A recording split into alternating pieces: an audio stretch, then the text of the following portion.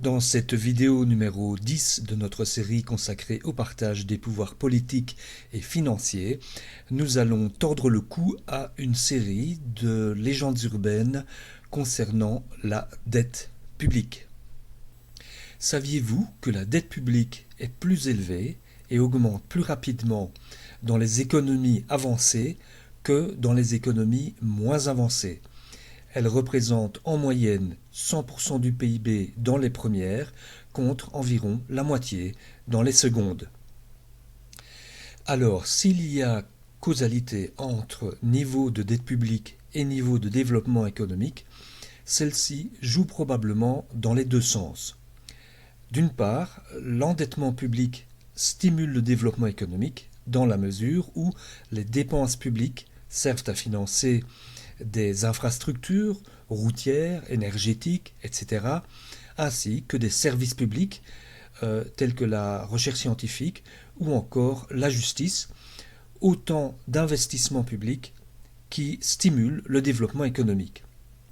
Mais d'autre part, celui-ci stimule à son tour l'endettement public, en vertu du principe selon lequel on ne prête qu'aux riches. Proverbe qui exprime le fait que les agents économiques les plus riches obtiennent beaucoup plus facilement des crédits puisque pour obtenir un prêt, il faut pouvoir fournir une forme ou l'autre de garantie. Or, nous verrons que les titres de la dette publique sont l'actif financier qui présente probablement le meilleur ratio rendement-risque. Mais un autre facteur détermine le niveau des dettes publiques, ce sont les crises économiques mondiales, et cela chaque fois avec le même mode opératoire, à savoir un lobby économique très puissant qui réussit à convaincre les principaux organes de presse, les autorités scientifiques et les décideurs politiques que si les États ne leur donnent pas immédiatement beaucoup d'argent, eh bien il va y avoir une grave crise d'envergure mondiale. Ce fut le cas en 2008 avec la crise bancaire dite des subprimes, et puis en 2020 avec la crise médicale dite de la Covid-19. Ces deux crises furent les plus graves crises économiques que le monde ait connues depuis la Seconde Guerre mondiale.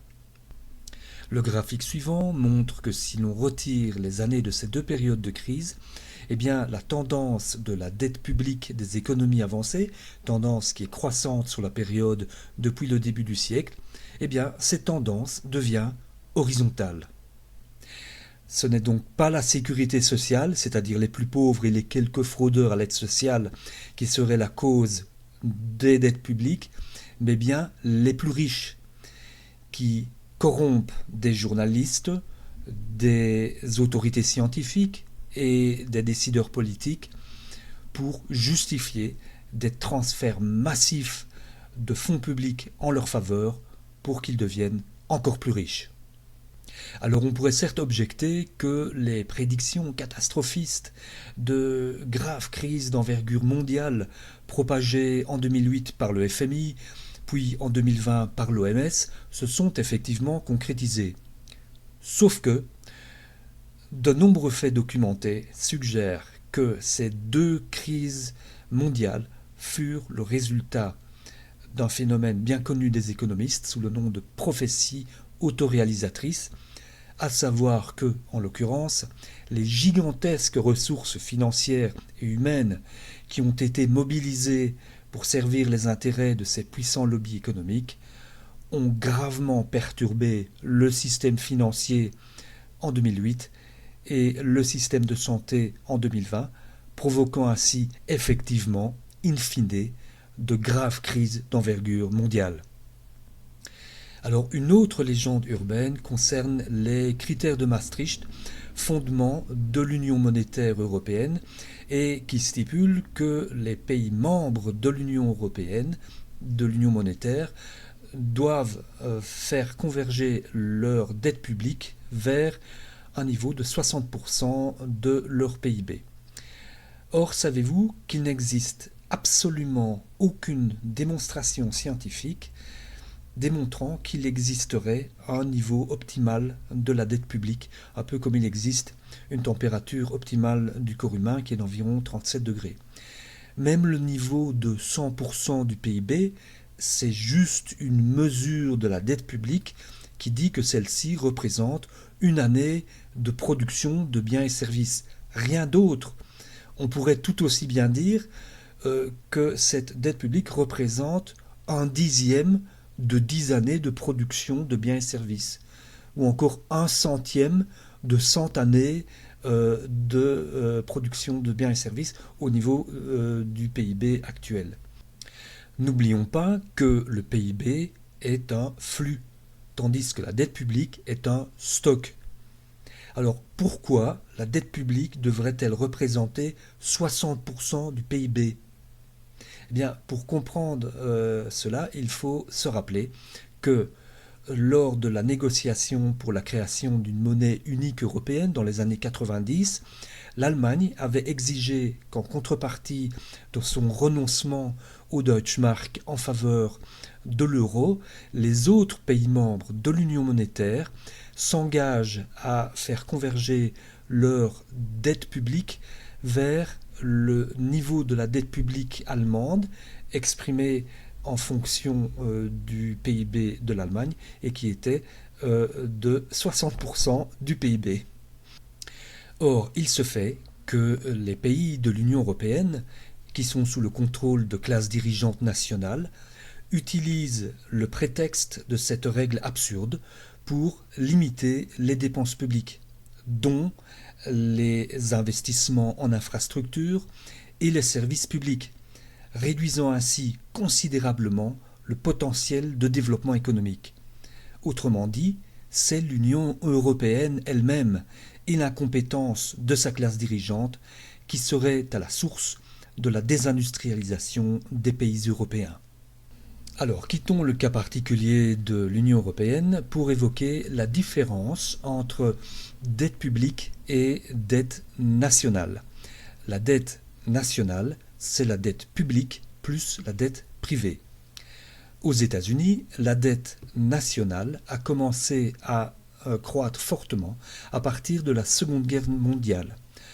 Non pas à cause de la dette publique, mais de la dette privée, et en particulier celle des entreprises financières. Tiens donc. D'autre part, en France, la dette privée représente de façon assez constante environ 1,3 fois la dette publique. La dette privée est donc supérieure à la dette publique.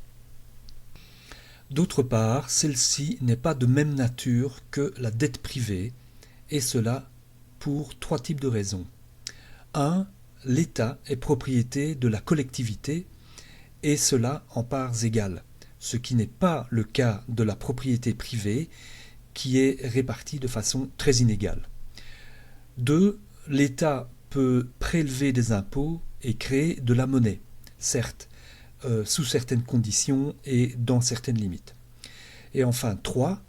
Alors que la durée de vie moyenne des entreprises est d'une vingtaine d'années, celle des États est probablement de plusieurs siècles, voire beaucoup plus, soit un multiple de l'espérance de vie humaine, de sorte que, du point de vue des ménages et des entreprises qui détiennent des titres de la dette publique, la probabilité qu'un État disparaisse et donc ne puisse rembourser ses créanciers avant leur décès, eh bien cette probabilité est finalement très faible. Autrement dit, la notion de dette publique repose d'une certaine manière sur la notion d'infini, notion que, par ailleurs, le cerveau humain a très difficile à appréhender, ce qui explique probablement notre difficulté à percevoir la nature particulière de la dette publique. Alors, dernier point que je voudrais traiter, c'est le fait que si la dette privée est suffisamment compensée par un taux d'épargne élevé de la part des ménages et des entreprises privées du pays, alors une dette publique élevée n'est pas problématique en soi. À supposer qu'une dette publique élevée puisse être problématique en soi. C'est typiquement le cas du Japon et de la Belgique, qui sont parmi les pays les plus développés au monde, malgré que, ou peut-être grâce au fait, que leur dette publique est parmi les plus élevées au monde. Autrement dit, la problématique de la dette publique est beaucoup moins de nature quantitative que qualitative. Ainsi, en matière de dépenses publiques, deux questions fondamentales sont 1. S'agit-il surtout de dépenses de consommation ou de dépenses d'investissement? Et 2. De quel type d'investissement s'agit-il? Et je conclurai par 3 suggestions de politique macroéconomique. 1. Sortir de l'Union européenne, unilatéralement. 2. Instaurer la démocratie directe et l'allocation universelle. Et enfin 3. Créer des entreprises publiques dans tous les secteurs stratégiques et gérer celles-ci sous statut à créer de coopératives publiques dont je parlerai dans une prochaine vidéo. Voilà, cette vidéo est terminée. Pour approfondir sur la notion de dette publique, voir le chapitre de allocation-universelle.net consacré à ce sujet et dont vous trouverez le lien en dessous de la vidéo. Cette publication web en édition continue est également accessible via mon site portail jortais.net.